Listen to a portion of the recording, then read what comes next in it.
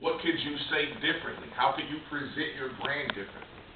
How could your commercial be presented? And Fortune 500 companies do this all the time. We see it, but we just don't really, I don't think we pay that much attention to it. If you notice, more recently, and I would say probably in the last decade, more Fortune 500 companies have made a concerted effort to put more black people in their ads.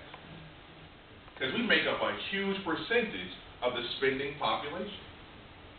We make up only 12% of the population, but we spend more money than anybody, right?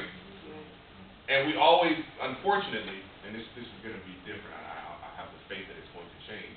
But we mostly can spend our money on perishable items, consumables. It's on perishable stuff, and so they market to us. They almost pander to us very aggressively on those consumable items. And they honestly use us to do it. Prior to the 1980s, you couldn't get a hip-hop artist to sell anything. Now, you can't sell anything without a hip-hop artist. You absolutely can't. They rapping in McDonald's commercials. They rapping on the commercials that's selling medicine. You know, everything.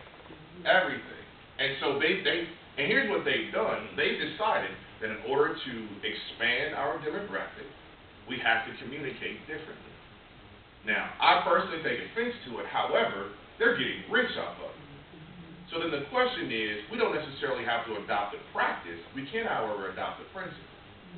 And the principle is, let's expand how we're communicating. This year alone, in the year 2010, global advertising and communication will exceed $534 billion. Global advertising.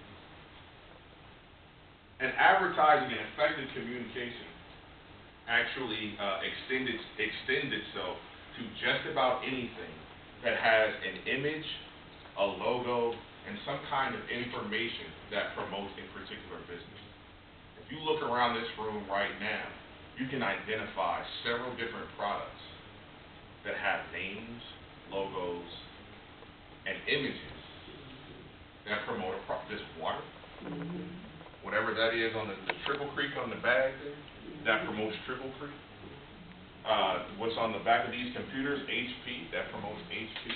And what it tells you then is, this person trusts HP enough to buy this. Let me at least inquire about HP. So without anybody from HP coming in here and doing a commercial or meeting you personally, they've communicated.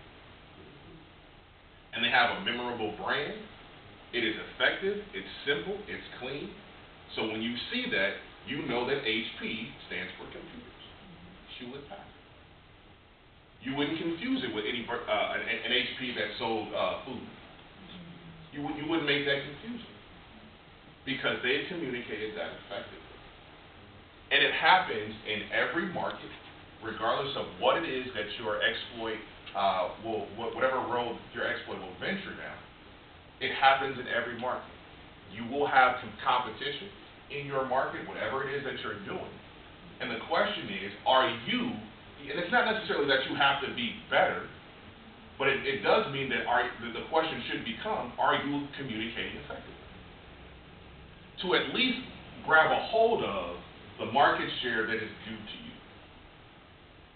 Because if that person has a right to the market share, your competition, then so do you. And if they're being successful, chances are they've communicated their message successfully. The question is, have you?